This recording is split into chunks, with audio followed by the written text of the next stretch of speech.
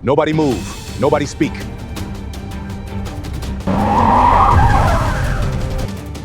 All right, let's move. It belongs to Calvary Baptist. I'm authorized. Got a report of a stolen white transit. This one matches. Title, donation records, foundation papers, everything is here. This doesn't add up. No, it doesn't. We'll handle this. Cameras only catch what they're pointed at. Those meals are for old people. Then you'd better find another way to feed them.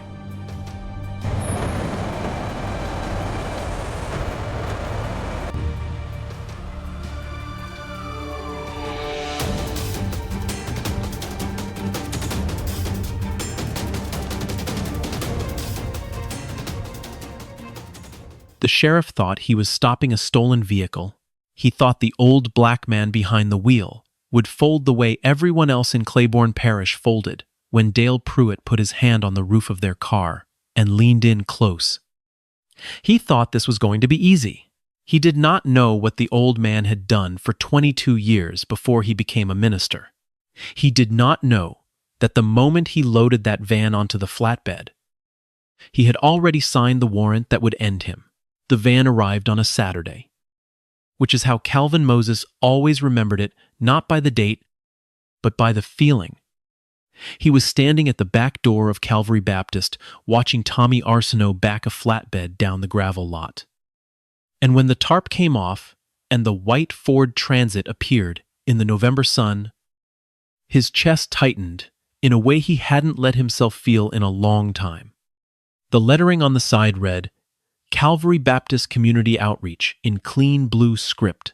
Below it, smaller, feeding his children. Since 1987, she's a beauty. Rev, Tommy said. Hopping down from the cab, she is. Calvin said. He pressed one hand flat against the hood. Warm from the drive. 14 months of applications and letters and 2 trips to Baton Rouge, all for a van that could carry 40 hot meals to the far edges of Claiborne Parish. To the houses at the end of unpaved roads where the elderly hadn't left their porches since their knees gave out. Calvin Moses was 65. 6 feet even.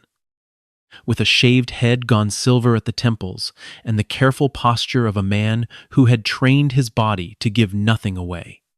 He wore plain dark suits and no jewelry except a thin gold wedding band he still wore 15 years after Denise died. He had run Calvary Baptist for 11 years, grown the congregation from 43 members to over 200. The community called him Reverend Moses. The older women called him Calvin, and he preferred it. What nobody in Claiborne Parish knew was the rest of it. 2 blocks away at the parish courthouse, a bookkeeper named Deborah Fontenot was locking her office for the weekend. She saw the sheriff's cruiser roll past her window, and her hands tightened on her keys without her deciding to tighten them. She had been doing that for 3 years. Small, involuntary things her body did when Dale Pruitt came near. She had processed the accounts he set up. She had told herself she didn't fully understand what she was doing, which was true at the beginning. It stopped being true somewhere in the middle, and she had kept going anyway. The way people do when the water is already over their ankles and the door is already closed. She went home and did not sleep well, which had become her normal 3 weeks before the van arrived. Calvin had stood at the podium at a parish council meeting and used 4 careful minutes to present, in specific and measured terms, a discrepancy between the asset forfeiture fund numbers submitted to the state and the incident reports he'd obtained through a public records request. He named no one. He framed it as a question, the way a man who spent 20 years building cases learns to frame questions. Clearly, specifically, in a room full of witnesses, in the back row, Deborah Fontenot sat with her hands pressed flat on her thighs and did not look up from the table. In the third row, Sheriff Dale Pruitt did not move. Dale was 51. Thick through the middle, sandy-haired, with pale eyes that moved faster than his face, suggested 9 years in office. Youth football on Thursdays. Rotary Club speech every April. The machine he had built was simple forfeiture funds, moved sideways through a contractor named Hicks, processed by Deborah at the courthouse, managed by his chief deputy, Ray Trosclair. Over 6 years, it had amounted to $400,000, moved in increments small enough to ignore individually. Calvin had stopped ignoring the pattern 8 months ago. After the council meeting, Dale found him in the parking lot. He came across the asphalt with his hands in his pockets, unhurried, wearing the smile he wore at ribbon cuttings. "Good meeting," Dale said. "I thought so. You got people talking." He looked out at the dark lot. "You know what I value about this community. People trust their institutions. Church, sheriff's office. That trust is fragile. Needs protecting." He glanced back at Calvin. "I heard your food program has been trying to get a new van. 14 months of applications. That kind of thing can run into complications if the right permits aren't in order." Calvin held his gaze and gave nothing back. "I appreciate the concern," he said. "Good night, Sheriff." He drove home. He opened the bottom drawer of his desk and took out a prepaid phone known to exactly one person and sent a text. "He came to me directly, threatened the van permits before it even arrives." The response came from Arthur Webb in under a minute. Arthur had a title at the Louisiana State Inspector General's office and had known Calvin for 26 years, since they were junior agents sharing a cramped office in New Orleans. Intimidation of a prospective witness. "You just got more. How much time do you need?" And zero. Calvin thought about the van that was coming on Saturday. 2 weeks. Maybe less. Arthur times. Don't give him a reason. "I'm a minister." Calvin typed. "I don't give anyone reasons." He locked the drawer and went to bed. The van had been at the church 4 days when Dale moved. Tuesday morning. 8:47.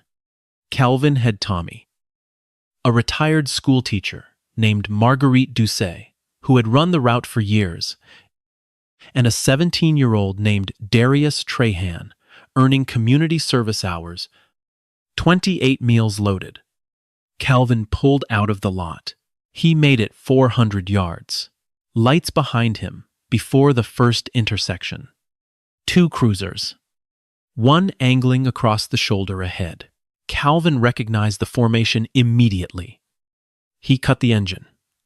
Both hands on the wheel. "Visible?" He turned and said, quietly, "Nobody say anything. Let me handle this." Marguerite had been through enough traffic stops that fear wasn't her first response. Fury was. Calvin caught her eye and shook his head once. She folded her hands in her lap. Dale stepped out of the first cruiser himself. Ray Trosclair from the second.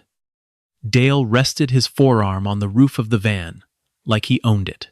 "Reverend Moses, this, your vehicle, belongs to Calvary Baptist. I'm authorized to operate it."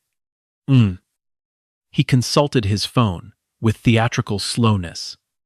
Got a report of a white Transit stolen from a dealership in Minden. Matches this description. The vehicle was donated by the Harvest Hands Foundation out of Baton Rouge. I have the title and donation paperwork in the glove box. Let's take a look. Calvin produced the folder organized. Tabbed. Every document in order. Dale took it, passed it to Trosclair. Calvin watched Trosclair's face and saw the small shift there.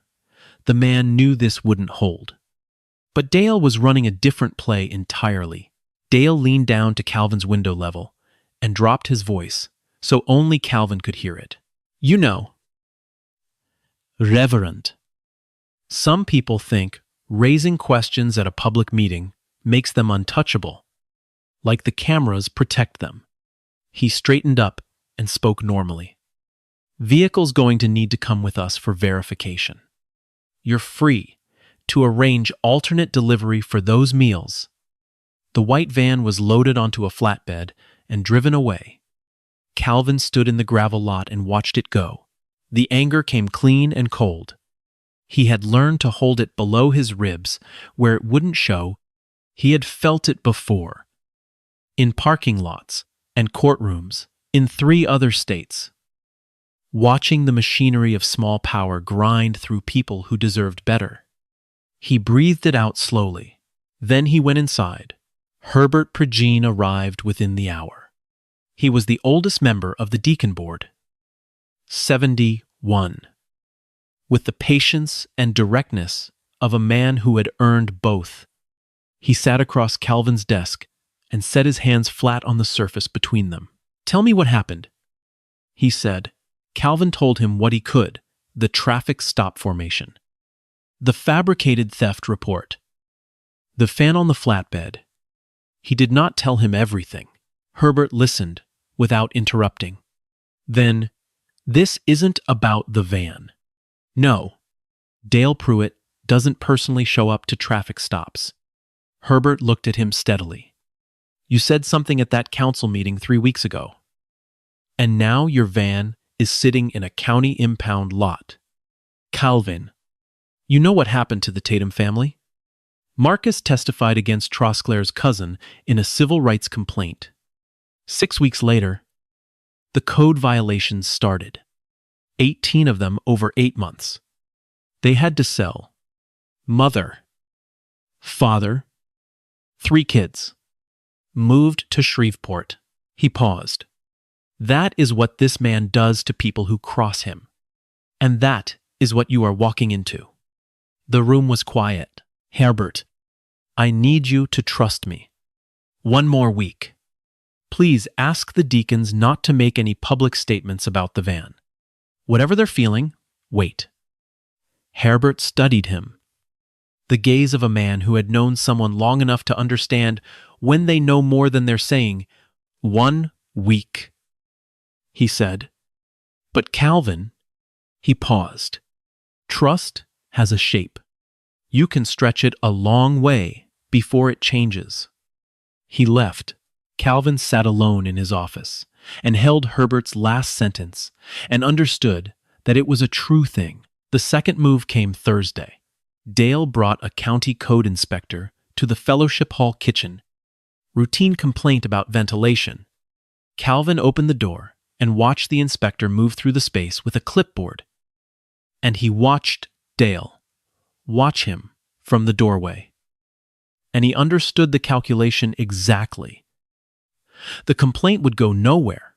The kitchen had passed inspection 18 months ago.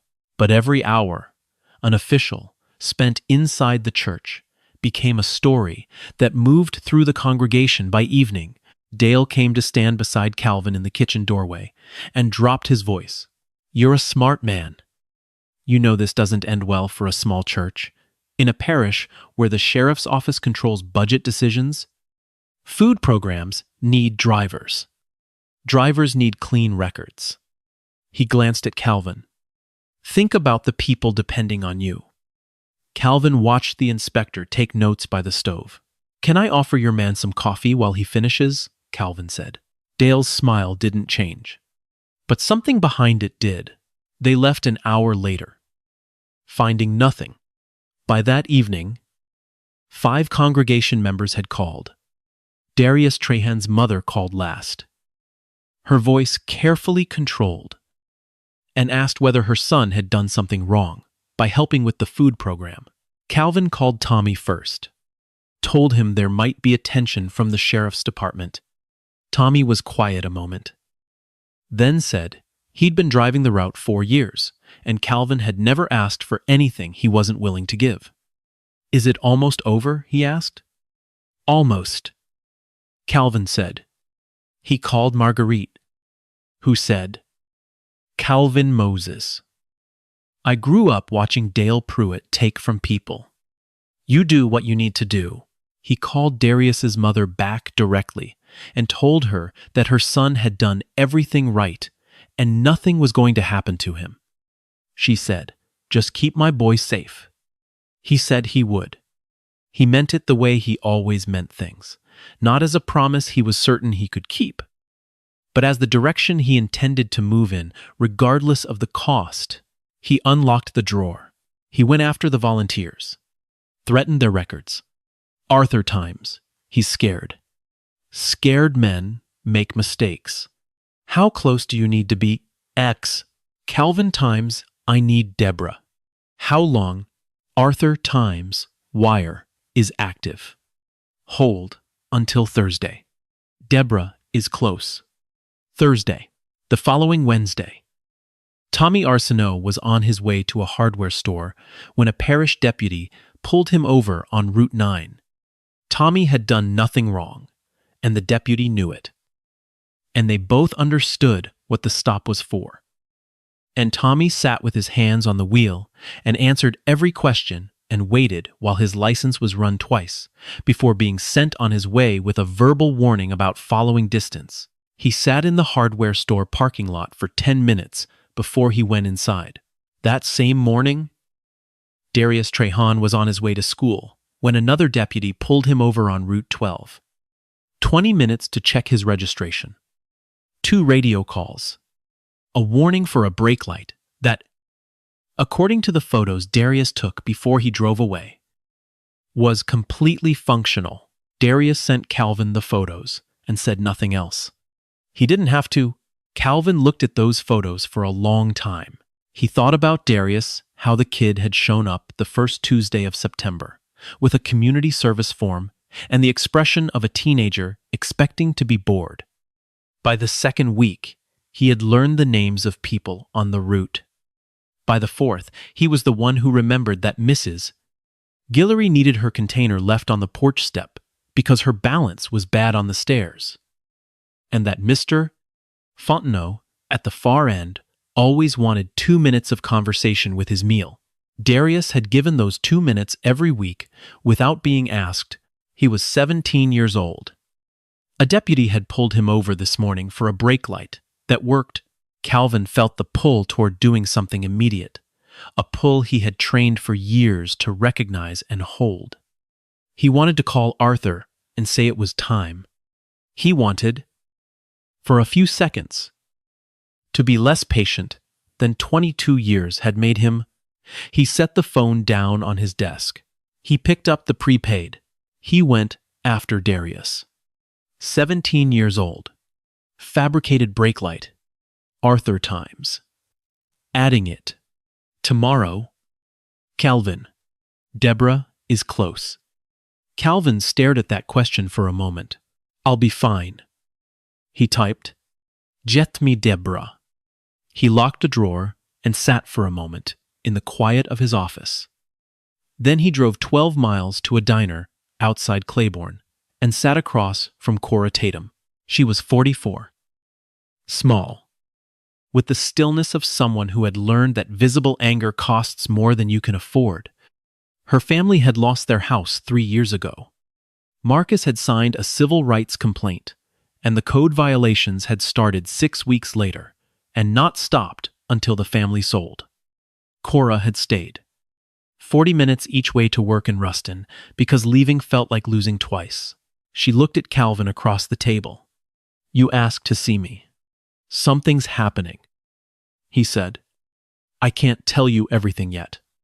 But what was done to your family is part of what's going to come out. I want you to have a lawyer ready before the press gets there. À silence. You're serious." "Yes." She set her coffee cup down carefully. She had the look of someone who had been waiting for this conversation for 3 years and had decided, somewhere along the way, to stop expecting it. My brother asked me once whether he should have testified. After the code violations started, whether it was worth it. "What did you tell him?" I told him, yes. She looked out the diner window at the November fields. I still believe that. But it cost us the house and his marriage and his kids' school and 3 years of driving 40 minutes each way because I can't bring myself to leave. She turned back to Calvin. So, when you tell me something's happening, you'll understand why I need to hear what that means before I decide whether to hope. He told her a lawyer named Sandra Okafor. A civil suite. The retaliation against Marcus, documented and traceable. She listened without interrupting. Who were you before you were a preacher? She finally said. Someone who couldn't sit still with injustice. Calvin said, I haven't changed much. He drove back to Claiborne without telling her the rest. Some things you carry until the right moment. Deborah Fontenot called Thursday evening at 7:48, 2 hours before that. Dale Pruitt had called her first. She had been at her kitchen table when the phone rang. She recognized the number and almost let it go to voicemail. Deborah. His voice was the Rotary Club voice. Unhurried. Friendly. I need some amended filings for the Calvary Baptist food program. The subsidy records. I need them to show inflated payments going back 3 years. She set her water glass down carefully. Sheriff. Those records aren't. I know what they are. I need you to make them into something else. A pause. You've been doing good work for a long time. I'd hate for questions to come up about some of the accounts you've managed. You set up those accounts? She said. Her voice was smaller than she intended. Deborah. The same tone. I need the documents by Monday. He hung up. She sat at her kitchen table for a long time. She looked at the photo on the wall, her daughter's college graduation, 5 years ago. Both of them smiling. She had spent 30 years building a life out of being careful and competent and unremarkable. She had not built it to end in a federal courtroom. But she understood, sitting there, that this was exactly where it was going.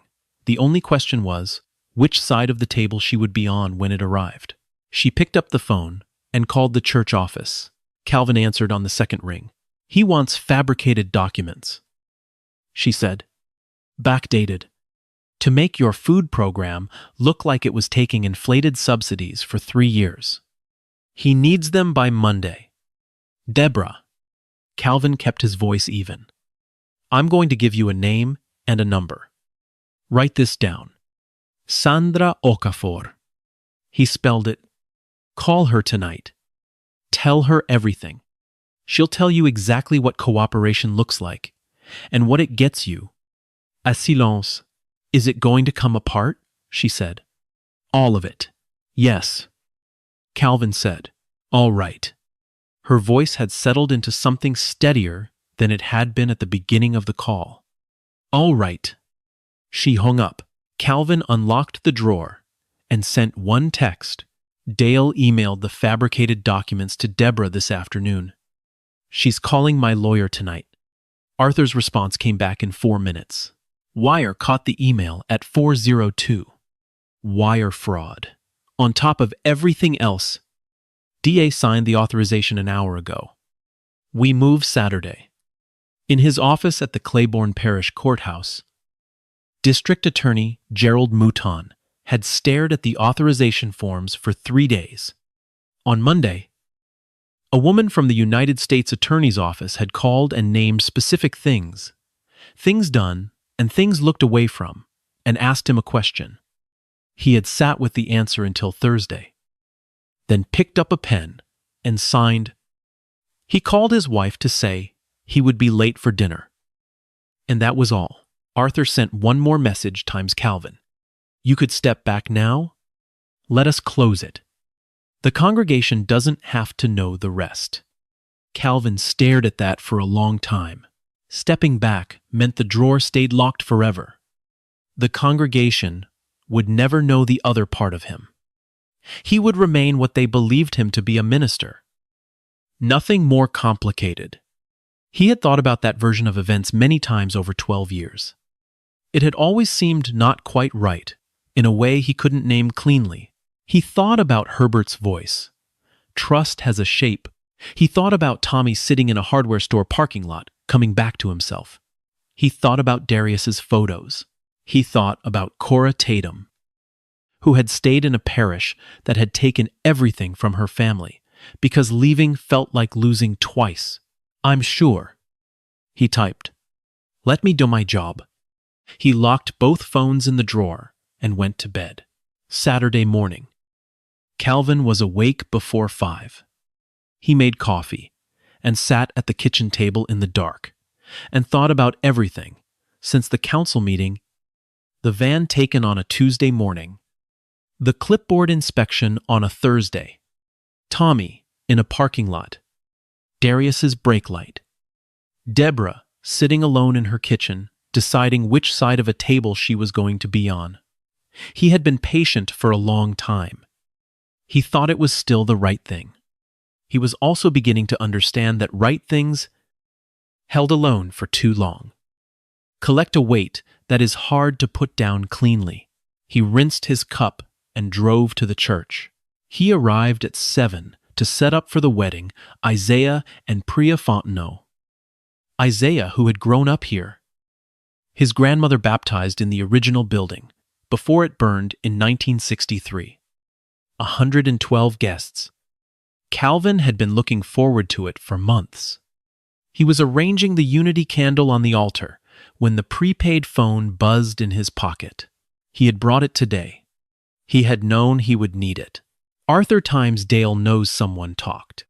Trying to pull Deborah's statement before we can file. We're moving now. 15 minutes. Calvin set the candle down. He stood alone in the empty sanctuary. White flowers. Morning light through the high windows. He walked out through the side door. The first federal vehicle was already in the lot. 2 more behind it. A Louisiana State Police cruiser.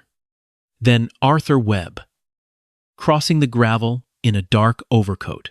They shook hands in the cold air. He found out, Calvin said. He made a call to Deborah's cell at 6 this morning, trying to pull her back. We have that call too. Arthur looked at the agents moving quietly across the lot. 25 minutes. You'll be inside before the wedding party arrives. The DA held. Arthur paused. When the questions come today, I'm going to answer them. Calvin said. All of them.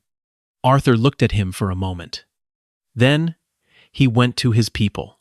Dale Pruitt was arrested at his home at 9:17. He came to the door in a bathrobe, looked at the warrant, and said nothing for a moment. Then the lead agent walked him through the garage to the federal vehicle, and as they passed the open garage door, Dale stopped, 2 streets over, white in the morning light. The steeple of Calvary Baptist was visible above the rooftops. Moses, Dale said, still looking at the steeple. He was never just a preacher, was he? Not a question, the lead agent said. You were wrong about which part mattered. Sheriff. Dale put on his coat and walked to the car without speaking again. The charges were federal wire fraud, conspiracy, obstruction of justice, misappropriation of public funds. The forfeiture discrepancies totaled $412,000 over 6 years. Attached to the filing were the records of 18 code violations against the Tatum property, each traceable to a referral from Trosclair's direct line, each filed within 8 weeks of Marcus Tatum's civil rights testimony. The last federal vehicle left the lot at 9:51. By then, the van was already back. Sandra Okafor's motion had made its continued seizure legally indefensible by Friday afternoon, and a state police driver had returned it that morning without ceremony. No one from the sheriff's office sent word that it was coming. At 10:28, Isaiah Fontenot pulled in. He stepped out in his rented tuxedo, saw the tire marks in the gravel, and looked at Calvin at the side door. Rev, what happened here? Something that needed to... Calvin said, "Come inside. Your grandmother's already seated." Isaiah stood a moment with the expression of a man who knows. The answer he got is not the whole answer, and that this is not the moment for the rest of it. He went inside. The ceremony began at 11:03. Calvin stood at the altar in his plain dark suit and said the words he believed about covenant and witness, and the durability of love against everything the world could produce. He watched Isaiah and Priya look at each other under the arch of white flowers. His hands, at his sides, were completely still. At the reception, Herbert found him at a corner table. They sat for a while without speaking. Darius was trying to teach the electric slide to an elderly couple who were laughing too hard to get the steps right. Marguerite was dancing with her grandniece. Tommy was at the punch bowl, watching the van through the window. The way a man watches something that has come back from somewhere it shouldn't have gone. 22 years. Herbert said, "Yes. Public Corruption Unit. Yes." A long, quiet, "Did you come back here to do this?" "I came back to be home." Calvin said, "This was here when I got here. I couldn't not see it. But you didn't tell us. 12 years. Calvin, if people knew, everything I did here would be filtered through it. Every sermon. Every choice. They would be right to wonder what I was really doing. I needed to be a minister first.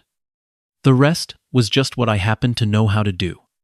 Herbert looked at the dance floor where Darius was still patiently trying to get the elderly couple through the steps. "The deacons are going to want to know why you didn't trust us," he said. "That's the question underneath the question. I know. And your answer is that you trusted us completely. You just didn't trust what knowing would do to the trust." Herbert's voice was dry, but not unkind. "I've been sitting here trying to decide if that's wisdom or self-protection." Calvin looked at him. Some days, it was both. Herbert was quiet for a moment. "The Tatum family," he said. "Cora has a lawyer. She'll file a civil suit. She's going to be all right." A slow nod. "I'm angry with you," Herbert said. "I want you to know that you owed us something. Not everything, but something. You might be right. Are you staying as our minister?" Calvin looked around the fellowship hall. "If you'll have me," he said. Herbert made a sound that wasn't quite a laugh. He stood. "I'll put it to the deacons. I'll tell them what I told myself. Sitting here that a man who spent 22 years going after corrupt officials and came home to feed the elderly is not someone we can afford to lose. Even if he should have said something." He walked back toward the music. Calvin would not find out what Dale had said until Arthur told him that evening over the phone. When he heard it, he stood very still for a moment. He was in his kitchen. The same table where he had sat before 5 that morning, with a cup of coffee and 12 years of wait. He thought about Dale, standing in his garage. Bathrobe. Warrant in hand. Looking 2 streets over at a steeple, and deciding, even then, that the explanation was simpler than it was. He was right, Calvin said, and he was wrong about what it means. I wasn't FBI anymore. I was paying attention. For 12 years. I was paying attention, Arthur said. Is that enough? Calvin thought about it for a moment. It's what I had, he said. And it turned out to be enough. Tuesday morning, the van went back to work. Marguerite navigated. Darius loaded. Tommy drove. Calvin sat in the passenger seat with the route list on his lap and directed them through the unpaved back roads. Last house on the route was Etta Broussard, 81, who accepted her meal through the screen door and looked past Calvin at the van. That's the one they took. Yes. Mom. They give it back. They did. She looked at him for a moment. Then she took the container, nodded once, and let the screen door close. Calvin walked back across the yard. He did not feel like celebrating. He felt the way he had always felt after a long operation reached its end, lighter in some places, heavier in others. The part of him that had been carrying 8 months of preparation was quiet now. What remained was the other part, the questions from Herbert, the look on Tommy's face, the knowledge of what it meant to be known differently by people who had trusted you. He had made the right choice. He was not entirely sure he would make the same choice again, which was the part he would sit with longest. Tommy pulled onto the county road. Nobody spoke. The fields went gray in the November light. The road ahead was long and unpaved and led somewhere worth going. If this story stayed with you, leave me a comment. I read them all. Here's what I keep coming back to. Calvin kept his secret for 12 years from people who trusted him every week. Was that a betrayal? Or was it the only way he could do what needed to be done? There's no clean answer. I think that's exactly why it matters.